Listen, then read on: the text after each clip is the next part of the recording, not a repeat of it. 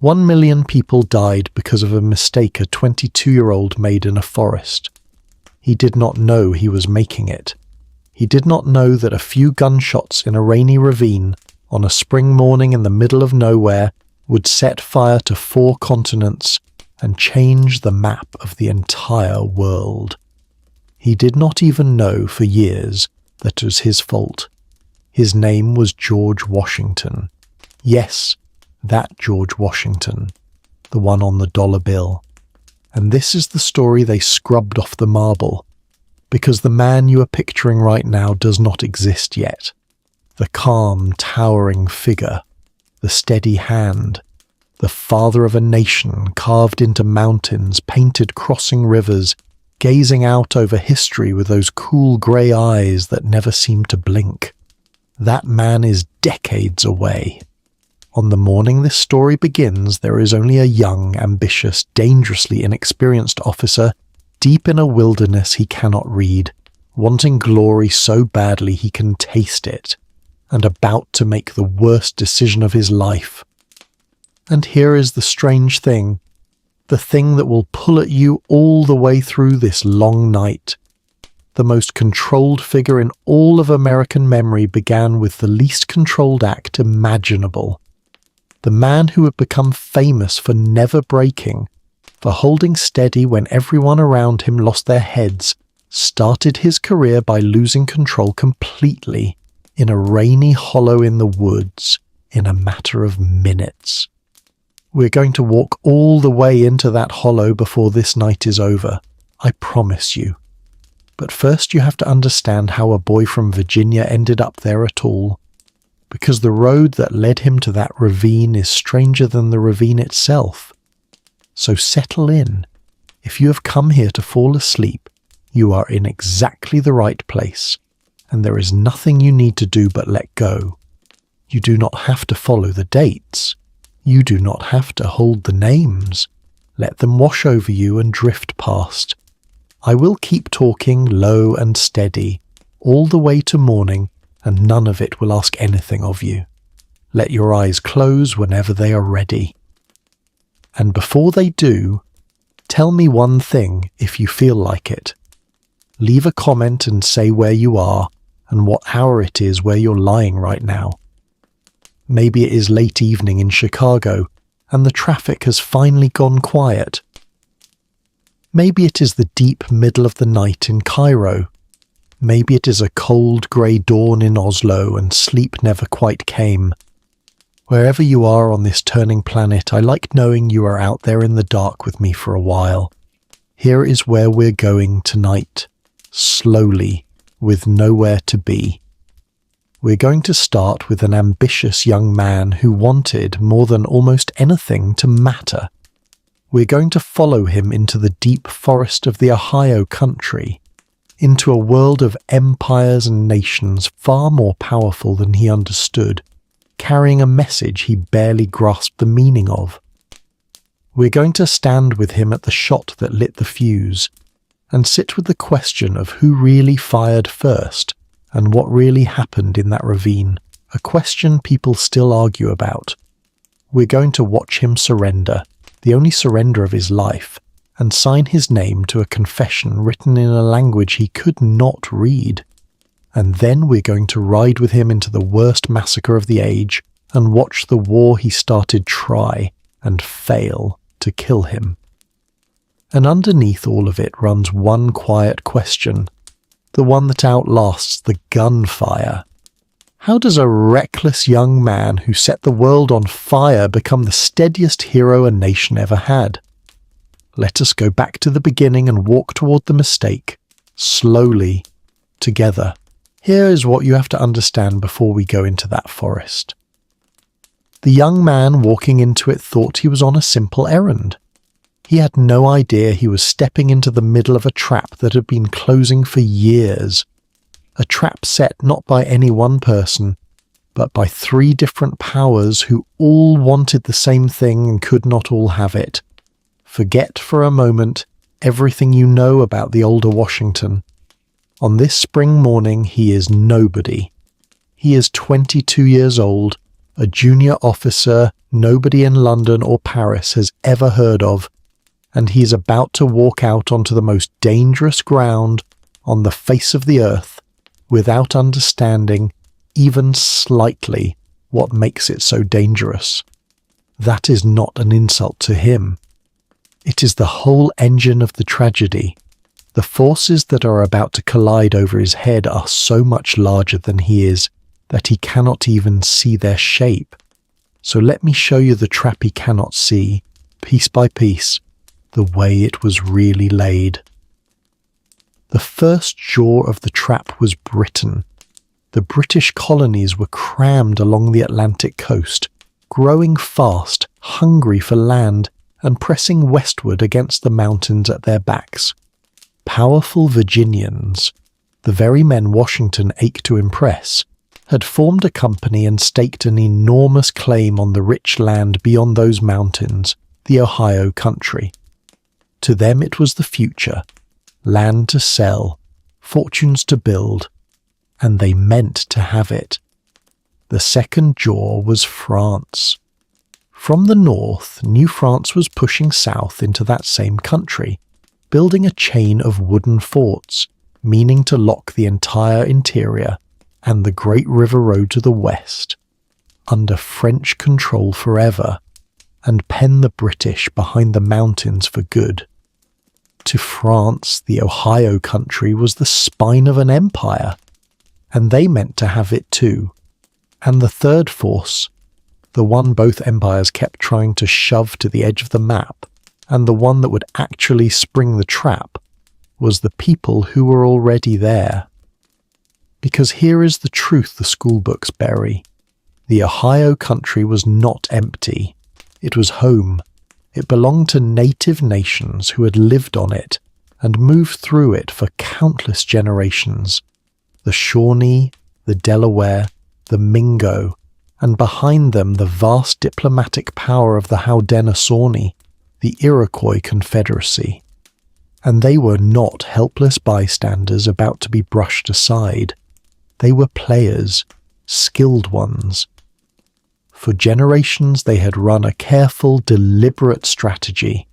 Welcome the French with one hand and the British with the other. Let each empire believe it had their friendship, and never let either one grow strong enough to swallow the land. Peace held precisely because neither empire was allowed to win. Now, do you see the shape of it? 3 powers, 1 piece of ground, and every one of them convinced it was theirs.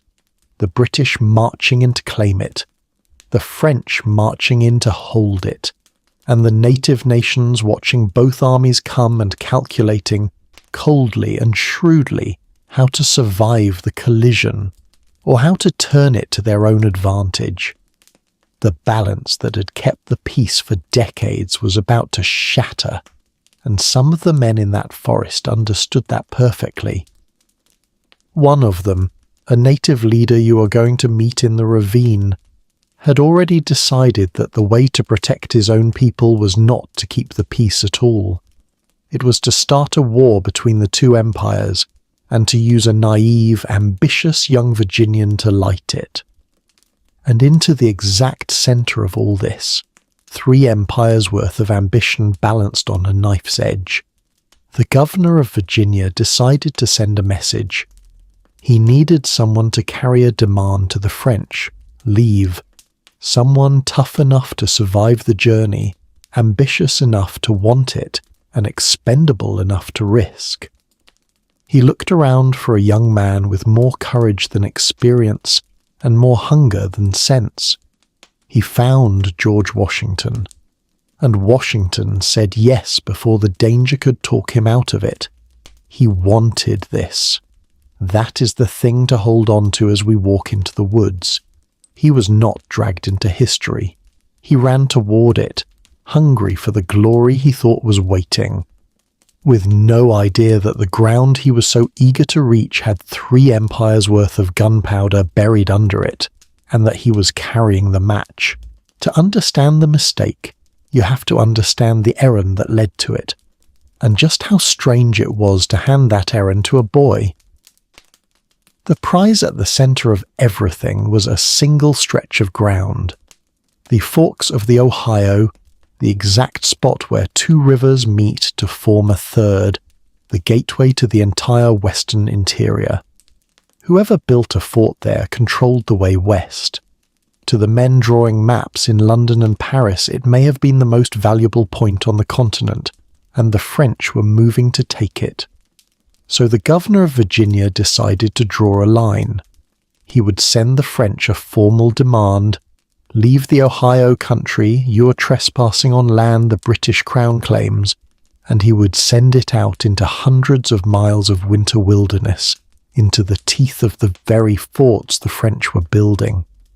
It was a message almost certain to be refused, carried into country almost certain to kill the messenger.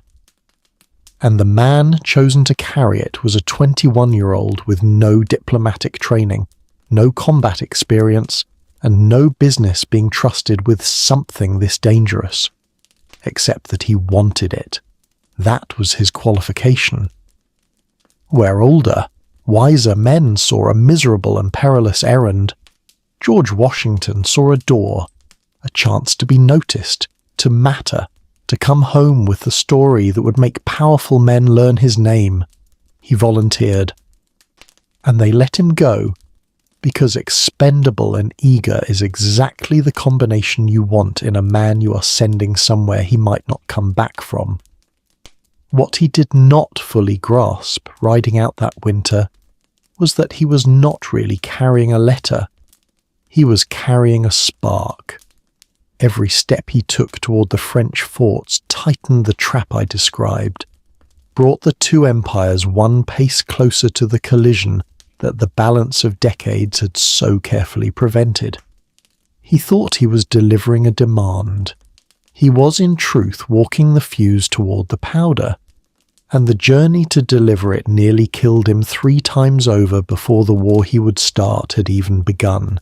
The first journey, the one before the mistake, should have killed him, and it is worth sitting with, because it tells you exactly the kind of young man we're dealing with. Brave to the edge of foolishness, tough as rawhide, and completely out of his depth. It was late in 1753, the beginning of winter, the worst possible time to travel into the northern wilderness. Washington set out with a small party and a frontier guide named Christopher Gist, an experienced woodsman who probably saved his life more than once, to carry the governor's letter hundreds of miles north to the French commander and demand that the French withdraw. The journey was brutal. Cold that cracked the trees, rivers choked with ice, endless miles through soaking forest and freezing swamp. They reached the French at last, and Washington handed over his letter, and the French commander was perfectly polite, gave him a good dinner, and told him in effect that the answer was no. The French had no intention of leaving. They believed the Ohio country was theirs, and they were staying. But something else happened at that dinner table, and it matters. The French officers drank, and as they drank they talked more freely than they should have, and young Washington, quiet and watchful as always, listened. And what he heard was the full scale of French ambition, their plan to hold the entire river system, to lock the British behind the mountains for good. He was carrying home not just a no, but a warning. Then he had to survive the trip back, and the trip back nearly finished him. Winter had fully closed in. He left most of his party behind to move faster, pushing on with just Gist. They were shot at up close by a native man allied to the French, a musket fired at near point-blank range in the snow, and somehow a miss. Try to feel that for a second. A gun goes off a few steps away from you in a silent frozen forest, and you live, and you have no idea why. Let me slow down on those last miles home, because they tell you everything about the strange, stubborn will of this young man. And because this is the first time the war seems to reach for him and miss, a pattern you will see again before this night is over. After the man fired at them in the snow, Washington and Gist did not stop. They could not. They knew there might be others. So they walked through the night and into the next day without a real rest, pushing themselves through deep snow and killing cold, because stopping meant freezing and being caught meant dying.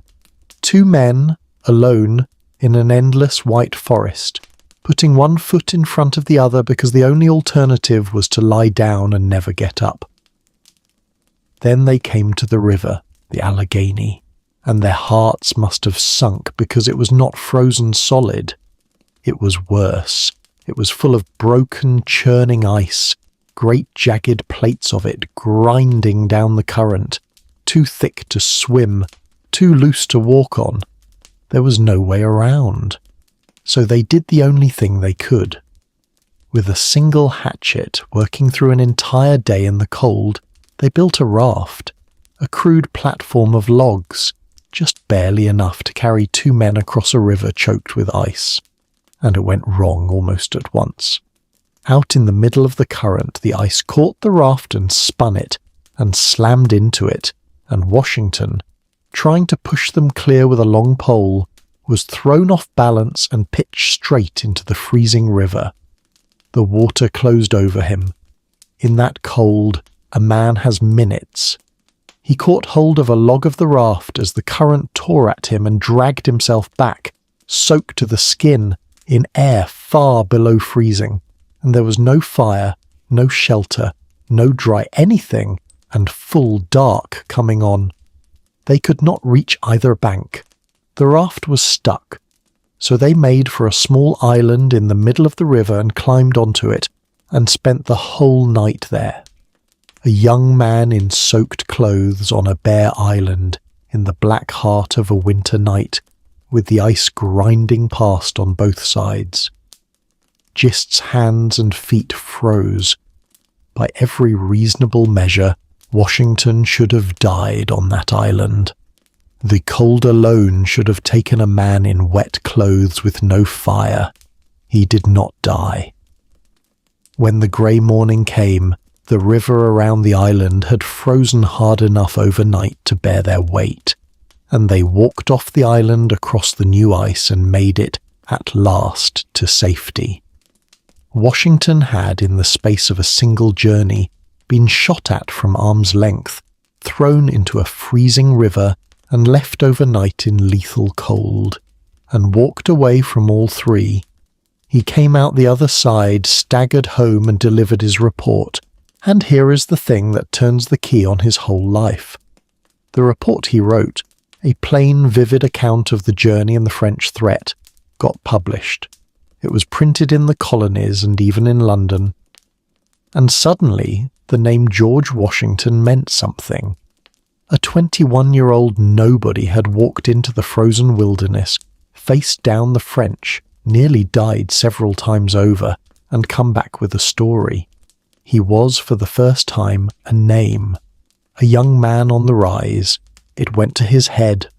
Of course it did.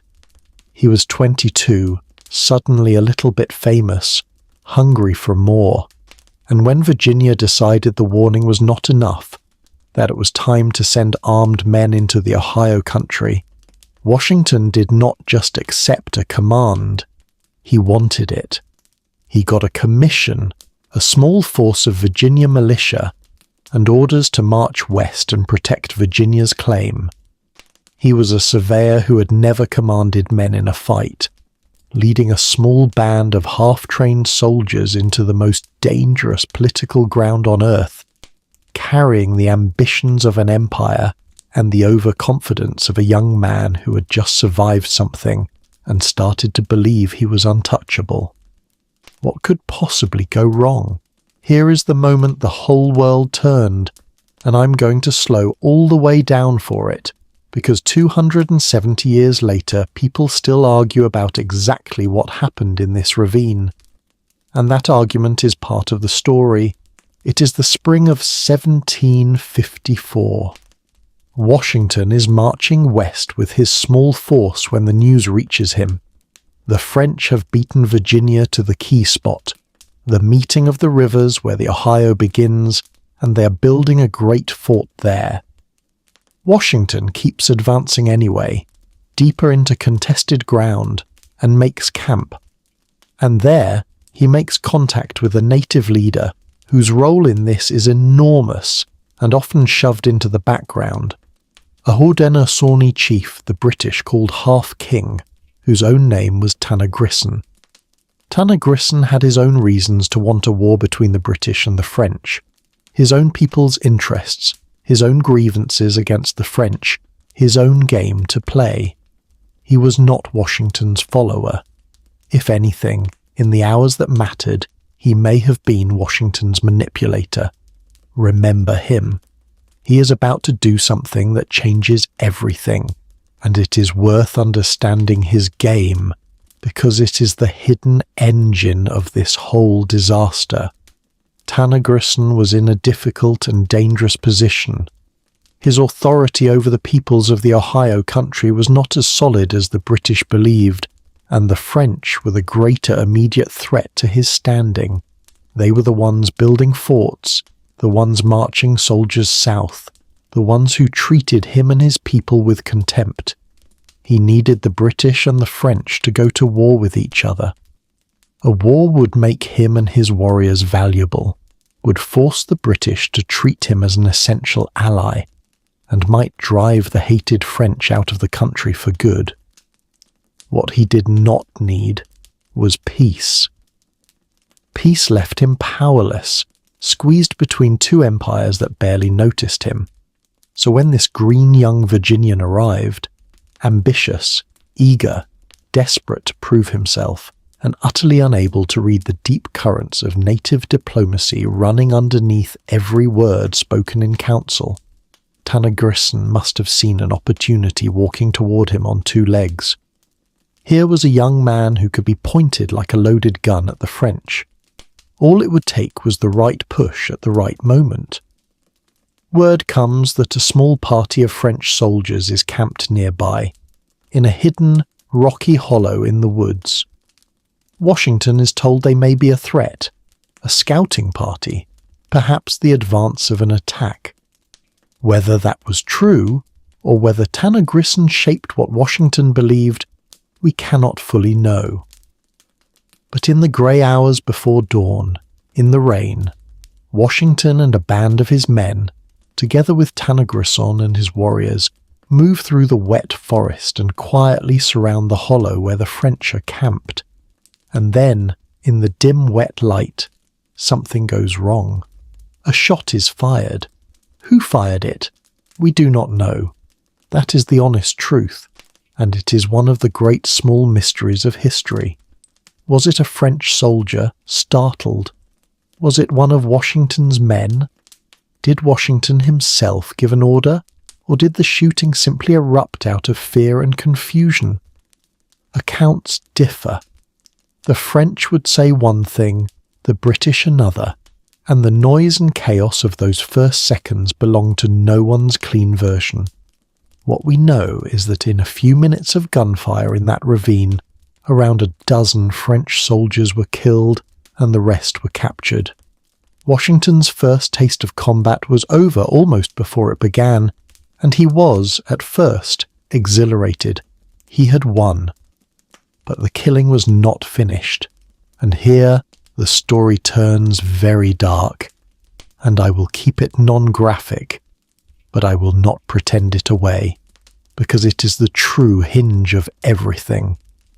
Among the captured French was their commander, a young officer named Jumonville, and the French would insist, forever after, that Jumonville was not leading a war party at all, that he was a diplomat, carrying a message, exactly as Washington himself had carried a message the winter before, that he had come to tell the British to leave, not to attack them, that he was, in effect, on the same errand Washington had survived a few months earlier, and Jumonville, wounded and captured, was killed. Not in the firefight, after it. And by the accounts that have come down to us, it was Tanner Grisson, the half-king playing his own deep game, who struck the fatal blow over the wounded man in an act that horrified even the men who witnessed it. Washington, the young commander, the man supposedly in charge, could not stop it, or did not, and stood at the centre of a killing that would be branded across Europe as an assassination. Sit with the weight of that ravine as you drift. A confused young man, a shot no one can name, a dozen dead, and a captured envoy killed in cold blood by an ally the young man could not control. An act that the most powerful courts in the world would seize upon and turn into a reason for war. Because that is exactly what happened next. When the news of Jumonville's death reached Paris, it was not treated as a skirmish in a distant wood.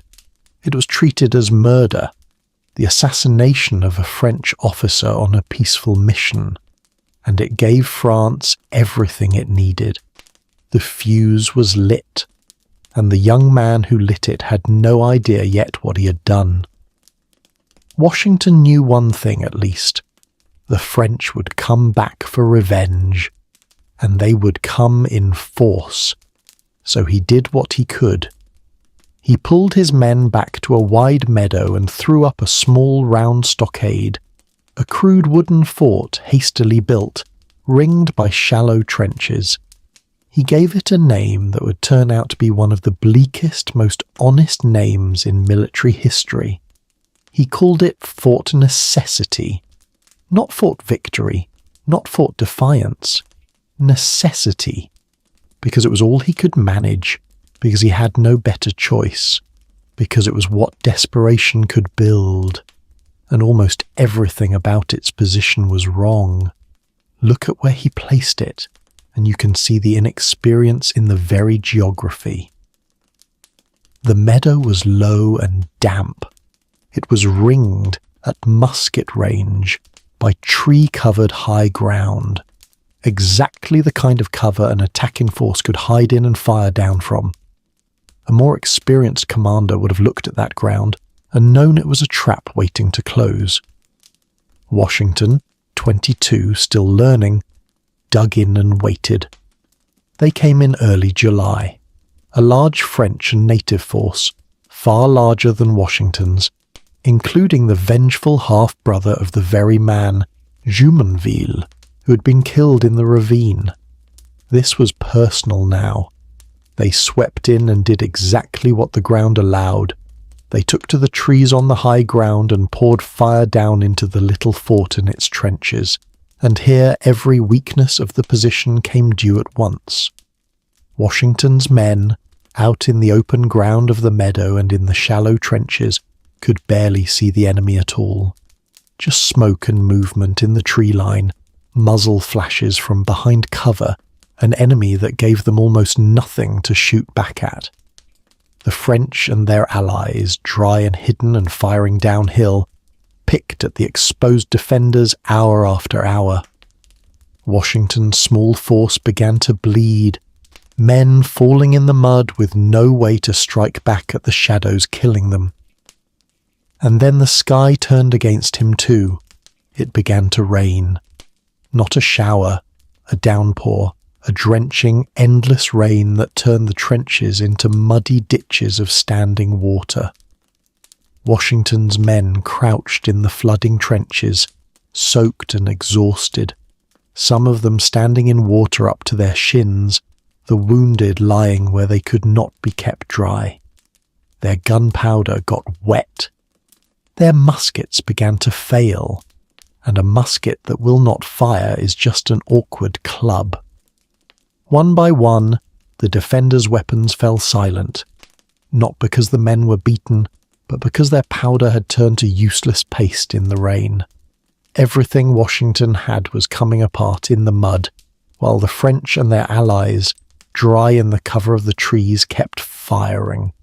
To make the misery complete, some of Washington's men found the fort's supply of rum, and in their despair broke into it and got drunk, soldiers giving up in the flooded dark on a fight that was visibly lost. Discipline was dissolving along with the gunpowder. By nightfall, it was hopeless, and Washington knew it.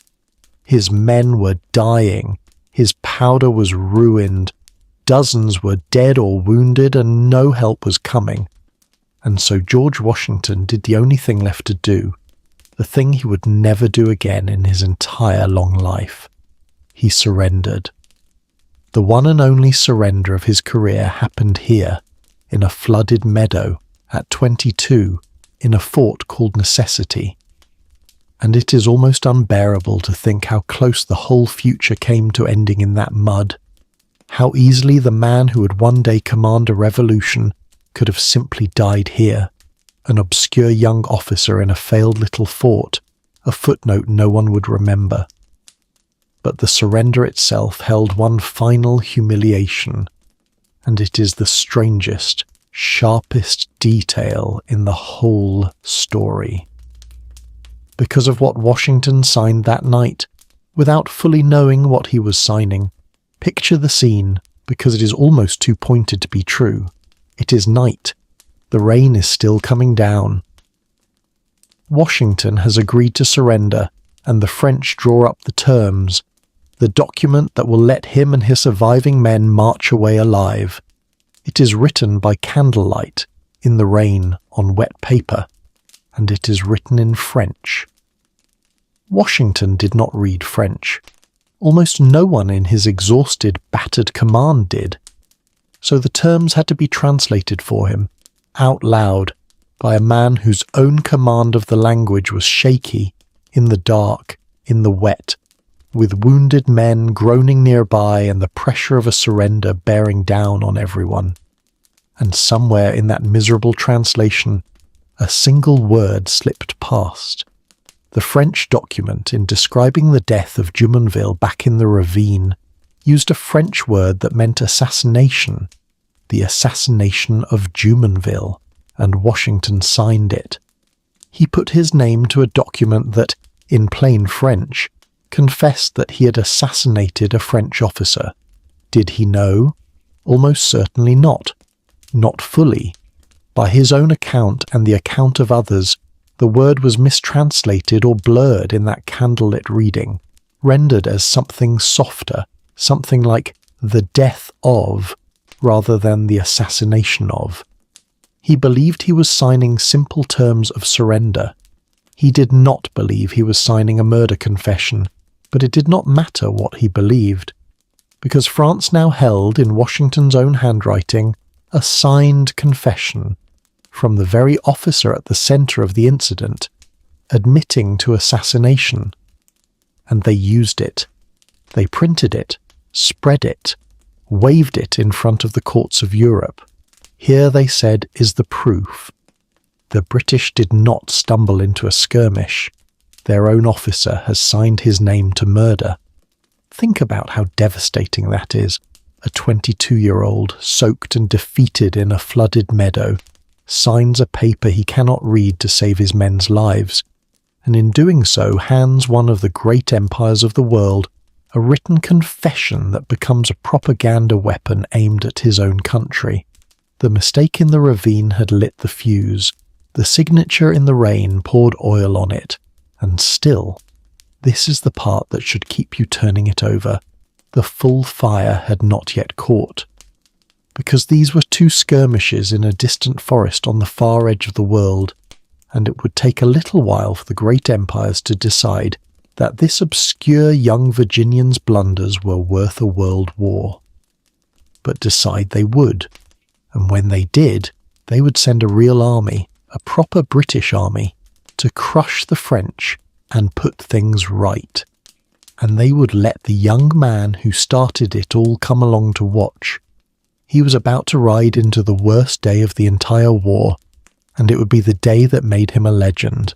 The British response to the mess in the Ohio country was to send a real soldier with a real army, and to make one of the most instructive mistakes in military history. His name was General Edward Braddock. He was a veteran British officer, brave, experienced, and rigid as an iron bar. He arrived in the colonies in 1755 with 2 regiments of regular British troops, professional soldiers, the real thing, the kind of force the amateur Washington could only have dreamed of commanding, and orders to march west, take the French fort at the forks of the Ohio, and end the whole affair. And Washington, still hungry, still ambitious, still stinging from necessity, attached himself to this expedition. He could not hold a proper royal command. That was a sore point that would gnaw at him for years. The colonial who could never quite be treated as an equal by the British regulars. So he went along as a volunteer aide to Braddock. He wanted to be near the action. He wanted to learn. And he wanted, badly, to erase the humiliation of the year before. Braddock's army was a magnificent, ponderous thing.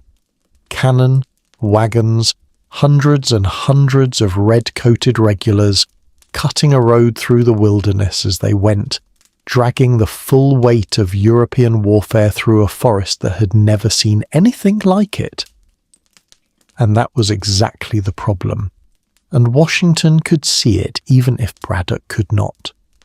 Try to picture that march, because it is one of the strangest images of the age. An entire European army, with its heavy cannon, its baggage wagons, its herds of cattle, its rigid columns of men in bright red wool, trying to move through hundreds of miles of dense American forest that had no roads at all. So they had to build one as they went. Axemen at the front, hacking a road wide enough for wagons through virgin timber, ridge after ridge, river after river, mile after agonizing mile.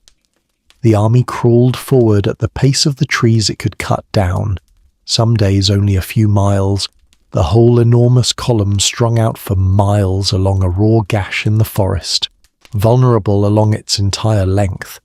It was slow, and it was loud, and it was blind, and every experienced frontiersman in that column felt the danger of it in his bones. You could hear this army coming for miles. You could count it, watch it, choose your moment against it, if you were the kind of enemy who fought from the trees. And the enemy waiting to the west was exactly that kind. Washington, riding with the column, grew increasingly uneasy. He had been in these woods. He had been shot at from arm's length in the snow. He had seen how the French and their allies moved and fought. He understood, in a way Braddock's polished officers never could, that the tidy rules of European war simply did not apply here, that an army which fought in neat lines in the open was in this forest a target and nothing more. He urged Braddock to send lighter, faster troops ahead, to not let the whole clumsy weight of the army crawl into the unknown as one exposed mass. Because Braddock understood one kind of war, the European kind. Lines of men in bright coats, standing in the open, firing volleys at other lines of men in the open. Discipline, formation, order. It was how wars were won in Europe. And Braddock could not, or would not, understand that the war he was marching into would not be fought that way. Washington and others tried to warn him that in these forests the French and their far more numerous native allies would not line up in a field to be shot at, that they would fight from cover, from behind trees, unseen. Braddock waved it away. He held the fighting style of native warriors and colonial irregulars in contempt. He believed his disciplined regulars would simply brush aside any resistance. He was marching, in other words, straight into a trap that his own certainty made him unable to see. And Washington, sick, feverish, so ill on the march that he had to ride part of the way in a wagon, cushioned against the agony of the road, dragged himself up onto a horse anyway when he sensed the crisis coming, because he would not miss it. What happened next was one of the most catastrophic defeats the British Army ever suffered in North America, and it was the day George Washington became something more than a young man with a ruined reputation. It happened near a river in the forest on a July afternoon, and I am going to keep the horror of it at a distance, because you are drifting towards sleep, and there is no need to dwell on the blood, but you need to feel the shape of it, because the shape is the miracle. Braddock's long column was crossing the river and pushing on through the trees when it collided with a French and native force coming the other way. The two sides met almost by surprise, and then the thing Washington had feared began to happen. The French and their allies melted into the forest, into the ravines and behind the trees, and opened a withering fire from cover, from all sides, at an enemy they could see perfectly, and who could barely see them at all, and Braddock's magnificent regulars, superbly trained for a kind of war that did not exist here, did the disciplined thing, the European thing, the fatal thing. They bunched together in the road and on the open ground and fired volleys into the trees, into an enemy that was not standing in the open to receive them. They made themselves a dense, bright, packed target in their red coats, and they were cut down where they stood, unable to see who was killing them, held in formation by training and by Braddock's furious insistence, dying by the hundreds in a forest that made no sense to them. Try to imagine the terror and the confusion of it from inside those red ranks. You are a British regular, trained your whole career to stand shoulder to shoulder with your fellows and fire on command. You've been told these colonial forests hold nothing your discipline cannot handle, and now, suddenly, the trees themselves are killing you. Fire pours in from every side from an enemy you cannot see. No lines, no formations, no targets, just smoke and muzzle flashes from behind trees and the screams of men falling all around you. Your officers shout at you to hold formation, to stand, to close ranks. And holding formation is exactly what is killing you, packing you tighter into a target you cannot escape. Some of the regulars, in their panic, fired blindly into the smoke and hit their own comrades. The whole discipline machine of European war dropped into an American forest was not just failing, it was destroying itself. It was not a battle, it was a slaughter. And into the center of that chaos rode Washington. He was still weak with fever, barely recovered enough to sit a horse. In fact, he was so ill that he had padded his saddle with cushions just to bear the agony of riding at all. And he rode straight into the worst of it, back and forth across that killing ground, carrying Braddock's orders, trying to rally men who were being torn apart, trying to hold together an army that was coming to pieces around him. He made himself deliberately the most visible man on the most dangerous ground, a mounted officer riding through the open while the forest poured fire into it. And the fire poured in, and the men fell, and the officers, the mounted officers, the visible ones, the ones giving orders, were the easiest and most valuable targets of all. One by one they went down. Nearly every mounted man on that field was hit. Braddock himself was hit at last, mortally wounded, toppling from his horse, and the collapse became total. And Washington rode on through all of it and could not be hit. 2 horses were shot dead beneath him. Feel that? A horse, a large living animal, shot dead underneath a rider in the middle of a firefight, throwing him to the ground amid the chaos. It happened, and he got up and found another horse and climbed on and kept riding. And then it happened again. The second horse shot dead under him, and again he rose and found another and rode on. 4 musket balls tore through his coat. 4, passing through the cloth, missing the body underneath by an inch, by less. He could feel them, must have felt the tug and snap of the cloth as the bullets went through. Around him nearly every other mounted officer was killed or wounded. He was the most exposed man on that field, doing the most dangerous work on it, for hours. and when the smoke cleared and the shattered remnant of the army fled back the way it had come, George Washington, alone among the senior figures, was essentially untouched. Not a scratch. 2 horses dead beneath him, his coat torn through 4 times, and not a scratch on his body. He did not understand it. No one did. In a letter afterward he wrote plainly of the death all around him, of the bullets through his coat and the horses killed under him, and of his own inexplicable survival. And something in him seemed to grope toward the only explanation that fit, that some providence beyond his understanding had spared him. Whether you call it luck, or fate, or God, or the simple brute mathematics of a chaotic battlefield, the fact remains exactly as strange as it sounds. The man who had started this war, who had blundered in the ravine and surrendered in the mud and signed the confession he could not read, that same man rode through the worst massacre of the age as if the war itself had reached for him again and could not close its hand. And here is what that day did, the thing that turns the whole story. The war Washington started with a mistake had just, on this field, tried its hardest to kill him, and failed so completely, so visibly that people noticed. Amid a humiliating defeat, one figure had emerged with his courage beyond question, the young Virginian who rode through the storm of lead and lived. The blunderer of the ravine was becoming, in the eyes of others, and perhaps in his own, something else. A man marked out. A man who survived what should have killed him. The mistake had made the war. The war, in trying to destroy him, was making the man. Step back now, all the way back, and see what that shot in the ravine had grown into. Because this is the part that is almost impossible to believe about the young man in the flooded fort.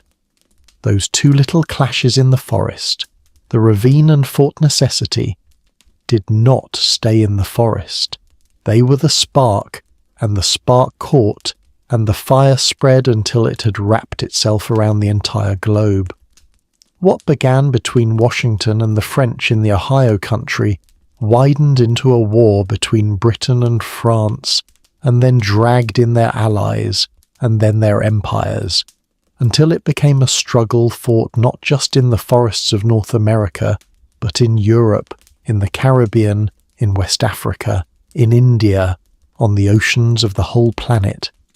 Historians would later call it the 7 Years' War, and many would call it, with good reason, the first true world war. Let that scale sink in, slowly, because it is almost impossible to hold. Follow the fire outward from that one rainy ravine. In Europe, great armies of hundreds of thousands would grind against each other across German fields, kingdoms rising and falling in battles that killed tens of thousands in a single afternoon. On the oceans, whole fleets would hunt each other from the coast of France to the far Pacific. In India, the struggle between French and British ambition would tip an entire subcontinent toward British control, shaping the fate of hundreds of millions of people for the next 2 centuries. In the Caribbean, rich sugar islands would change hands in brutal fighting.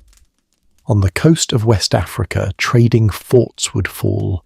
Everywhere the 2 empires touched, which by now was nearly everywhere on Earth, the fire found fuel.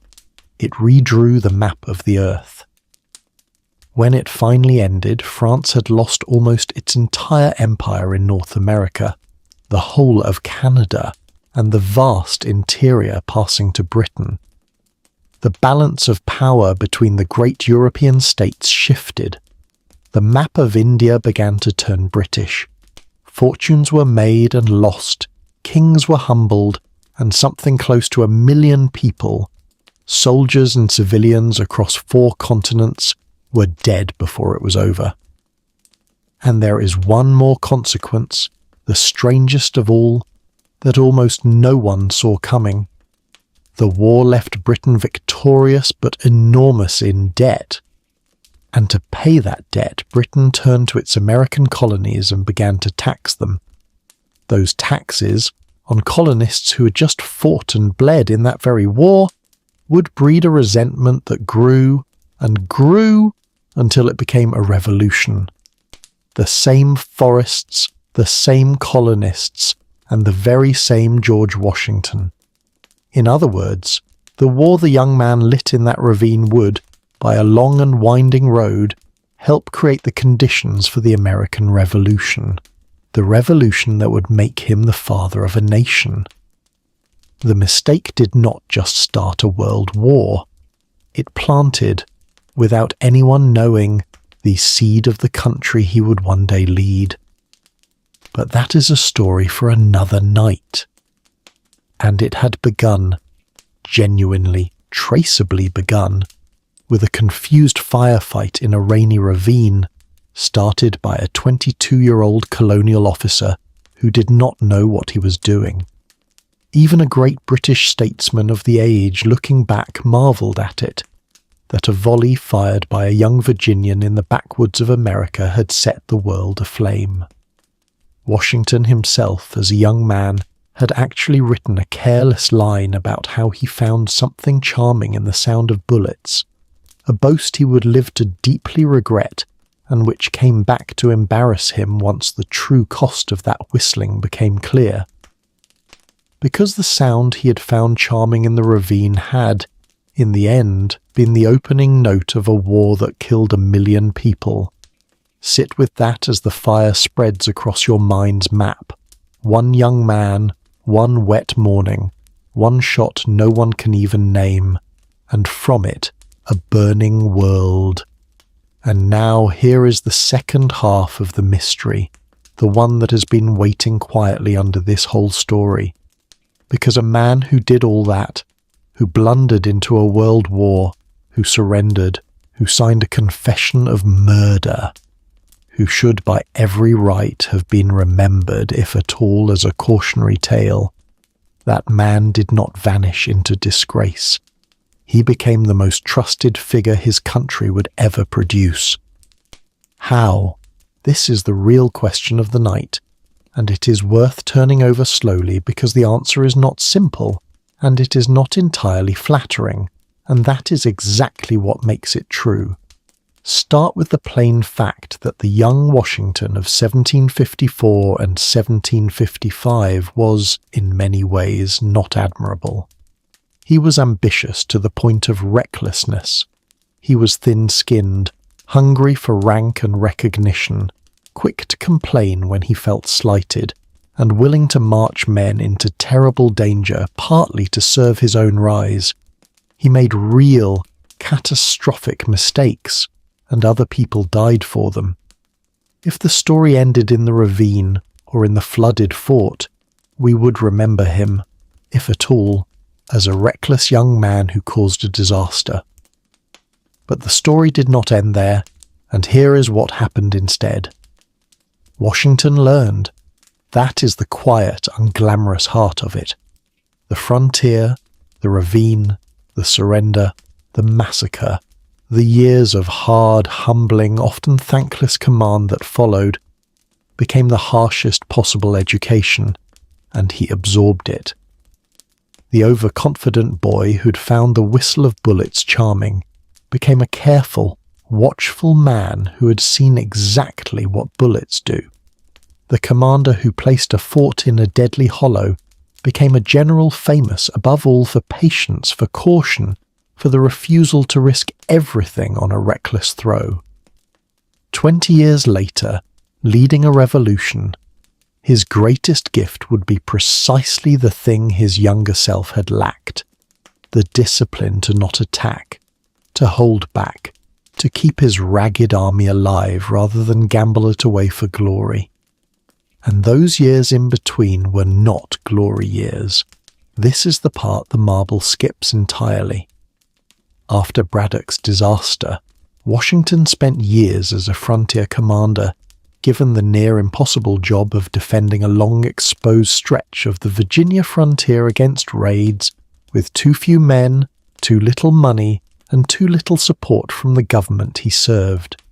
It was grinding, thankless, unglamorous work, trying to protect scattered settlers across hundreds of miles of forest, watching farms burn, writing letter after letter begging for supplies and reinforcements that never came in the numbers he needed, being blamed for failures he did not have the resources to prevent.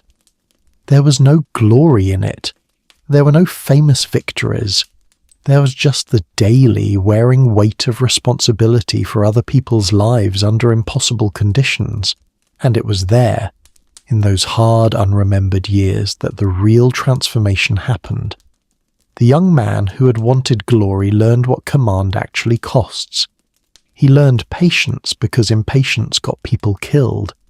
He learned caution because he had seen, up close, what happened to a commander, Braddock, whose certainty outran his judgment. He learned to swallow his pride and keep going when he was slighted and overlooked, though it never stopped stinging. The frontier did not reward his ambition, it disciplined it. It took the reckless boy from the ravine and slowly, painfully, year by unglamorous year, ground him into something steadier and harder and wiser. He had learned restraint the hard way, by living through what happens when there is none. And there was something else, something the massacre planted in him that never left. A man who has ridden through a storm of lead with 4 bullets through his coat and every officer around him dead, and walked out whole, carries that with him.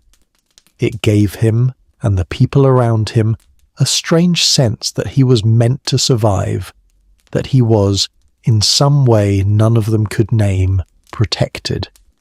In a revolution that would need a symbol, a still point, a man everyone could believe in, that reputation was worth more than any battle.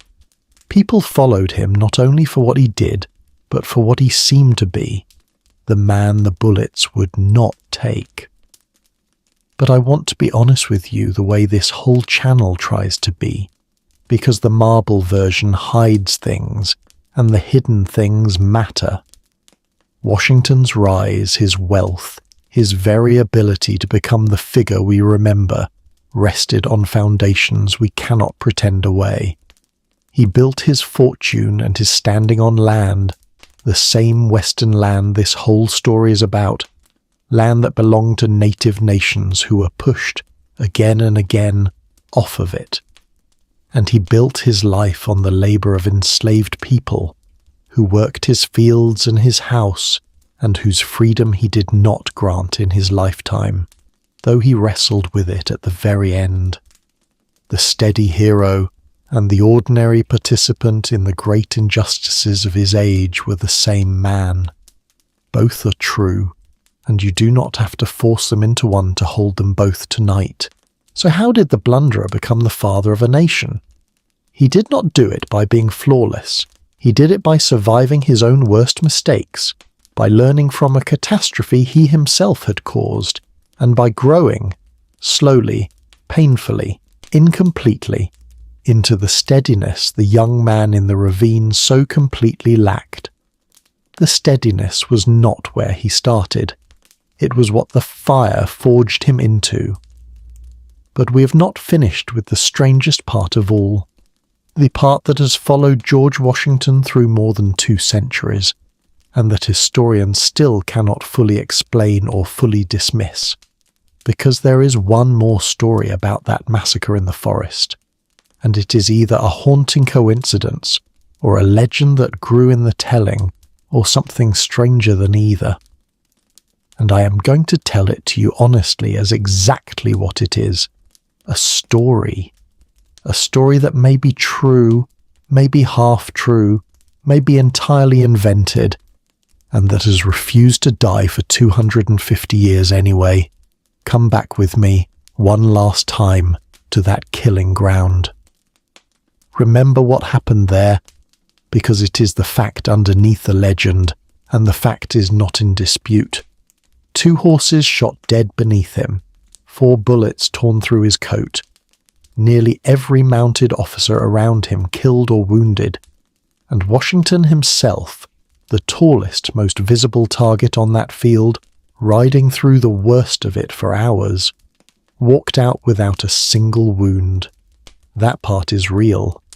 That part he wrote down himself plainly, still half in disbelief. He could not explain it. Neither could anyone who saw it. Now here is the legend that grew out of it. The story goes that years later, 15 years or more after the massacre, Washington was travelling in the wilderness near that same country, and an old native leader sought him out, deliberately. Travelled a long way, the story says, just to stand in front of him, and this leader told Washington that he had been there, that day, in the forest by the river, that he had fought against Braddock's army, and that during the battle he had singled out the tall officer on horseback, Washington, as a target. That he had personally aimed at him and ordered his best warriors to aim at him again and again, because a man that tall and that bold, riding fearless through the slaughter, was clearly a leader worth killing, and that every shot had missed. The story says the old leader had come, all those years later, because he could not forget it, that he had never in his life seen anything like it. A man that exposed, fired on that many times by marksmen who did not miss and never touched, and that he had come to believe Washington was protected by a power beyond the reach of any bullet, shielded by the Great Spirit for some great purpose not yet revealed, and that he wanted to look once more on the face of the man the guns could not kill before he died. Now. Did that meeting happen? We genuinely do not know. Most careful historians treat the story with real doubt. It surfaces well after the fact, it has the polished shape of legend, and it fits a little too neatly into the mythology that grew up around Washington as the nation searched for a figure to worship. It may have been embroidered. It may have been invented whole. The honest answer is that we cannot confirm it, and you should hold it as exactly that, a story, not a certainty. But here is why it has never died, and why I am ending on it. Strip away the speech, the meeting, the old leader travelling through the wilderness. Strip away everything that might be legend, and you're still left with the hard, documented fact at the centre, the fact no one has ever explained. A young man rode through the deadliest place in North America, drew fire for hours, lost 2 horses and had his coach shot through 4 times, and lived without a scratch, while nearly everyone around him died. That happened, and the human mind, confronted with something like that, reaches for a story, because he simply got lucky, feels far too small to hold it. So the legend and the fact sit there together, and you do not have to choose between them tonight. Maybe it was luck, the blind arithmetic of a chaotic battlefield. Someone had to survive, and it happened to be him. Maybe it was something else that the people of his own time and the man himself half believed, that he was spared, marked out, kept alive by a fate that was not finished with him. What we can say for certain is only this. The war he started in a rainy ravine tried, on that field, as hard as any war has ever tried to kill a single man, and it could not. And the boy who walked out of that impossible day walked, in time, all the way to the founding of a nation. Make of that what you will, as you drift. History gives you the fact. The legend only says out loud what everyone who saw it was already thinking. There is another mystery still hanging over this whole story, and unlike the legend of the prophecy, this one is not a matter of embroidery. It is a genuine, unsolved question, argued over by serious historians for more than 2 centuries, and it sits at the very origin of everything. It is the simplest question in the whole story, and the one we can least answer. Who fired first in that ravine? Think about how much rides on that single unanswered question. Everything that followed, the World War, the million dead, the redrawn map of the Earth, traces back to a handful of gunshots in a rainy hollow one grey morning. And we do not know who pulled the first trigger, or why. We do not even know for certain what it was that turned a tense standoff into a killing. Here is what makes it so hard.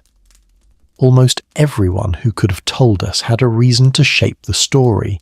Washington wrote his account, but Washington was the commander, the man who would be blamed, and his telling naturally cast the French as the aggressors, a threat that had to be confronted. The French survivors told a very different story, that Jumonville's party were peaceful envoys on a diplomatic mission, exactly like the one Washington himself had carried the winter before, ambushed and murdered without warning. Two accounts, flatly contradicting each other, each written by people with everything to gain from their own version. And in between them, the truth of those few chaotic seconds in the rain, lost, probably forever. And the deeper question underneath is even harder, and even more troubling. Was Jumonville really a diplomat? If he was, if that small French party truly were carrying a message, not planning an attack, then the entire war was founded on a horrifying mistake, or worse, a killing that never should have happened. If he was really a spy, or the tip of an attack, as the British claimed, then Washington's action looks very different, and we cannot settle it. The evidence points both ways, the witnesses contradict each other, and the man at the centre, Jumonville himself, did not survive to say a word. So the fuse of a world war was lit by a shot whose author history cannot name, in a confrontation whose true nature we cannot pin down, over the body of a man whose real purpose we cannot be sure of. 270 years later, stand in that ravine in your mind and ask the simple question, who fired first? And the forest gives you back only silence and the sound of rain.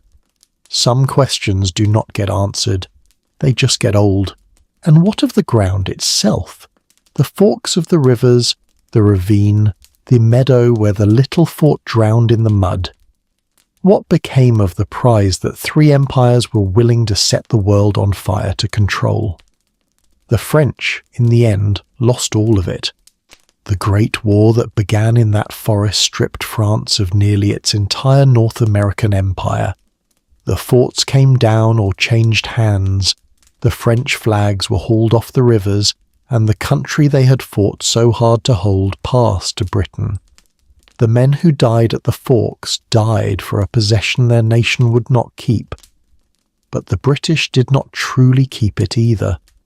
Barely more than a decade after the war ended, the same colonists who had fought in it and the same George Washington would turn against Britain in revolution, and the Ohio country would become part of a new nation that had not even existed when Jumonville fell in the ravine.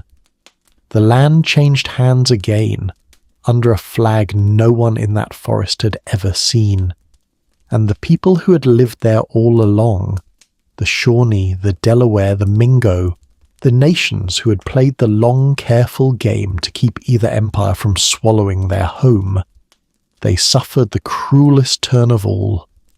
The balance they had guarded for generations was shattered by that war, and it never came back. Wave after wave of settlers poured over the mountains into the country the war had opened. The nations were pushed west and pushed again and again in the long dispossession that the shot in the ravine had helped set in motion. Tanagerson himself, the half-king, who had played his own game so boldly in that hollow, who may have struck the blow that lit the fuse, did not live to see how it turned out. He died not long after, a man whose gamble to save his people's position was swept away by the very forces he had helped unleash. So who, in the end, won the Ohio country? Look at it now. Quiet fields, wooded ridges, ordinary towns, a river flowing under bridges. Empires burned 1,000,000 lives to possess that ground, and every one of them lost it. The French lost it to the British. The British lost it to a revolution. The nations who had held it longest lost it to the endless tide the war let in. The land outlasted all of them, all their claims, all their certainties, and simply went on being land. There is a strange, quiet lesson folded into that, if you want it as you fall asleep. All that fire, all that ambition, all that blood, over a piece of ground that would shrug off every owner and remain in the end itself. So let the forest go quiet now. The rain in that ravine stopped falling more than 2.5 centuries ago. The little fort in the meadow rotted back into the ground long, long ago. The armies are gone. The empires that fought over that land are gone, and the young man who started it all became an old man, and then a memory, and then a face on a piece of paper folded into 1,000,000,000 pockets. You do not have to carry any of it with you into sleep. Let it settle where it lands. The boy who wanted so badly to matter. The frozen river he should have died in. The shot in the ravine that no one can name. The confession he signed in a language he could not read. The 4 bullets through the coat, and the man they would not take. And the long, slow, difficult growth of a reckless young man into the steadiest figure his country would ever have. Somewhere tonight that ground is still there, the forks of the rivers, the quiet fields where the fort once stood, the wooded ravines now grown over, peaceful, ordinary. People walk there by day and mostly do not know that the modern world took one of its sharpest turns on that soil, that a war which reached 4 continents began in that green quiet. The story does not need them to know it. It was true whether or not it is remembered. It stayed true under all the marble. If any of this kept you company tonight, you can leave a quiet like before you drift off. Think of it as leaving a single candle burning in the window, just so I know you would like more nights like this one. And if you would like me to keep going, keep finding the real people hidden inside the monuments, the frightened and ambitious and uncertain human beings underneath the marble, and telling their stories slowly in the dark at exactly this pace, then you are welcome to follow along, and I will keep bringing them to you. And if you have a moment left before sleep takes you, tell me once more where you are, and what the night is doing outside your window. Rain, like the rain in that ravine, or snow, or a warm still dark, or the hum of a city that never fully sleeps. Because every face on every coin and every statue was once just a person, young once, and unsure once, and capable of terrible mistakes once, long before anyone thought to carve them into something that never blinks. So close your eyes. The rivers still meet where they always met, out in that green country, flowing on the way they flowed before any empire ever gave them a name.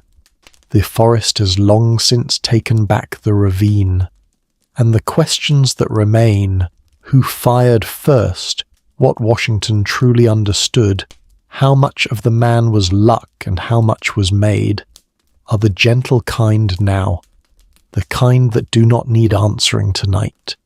They have waited more than 250 years. They can wait until you wake. Good night. Rest easy.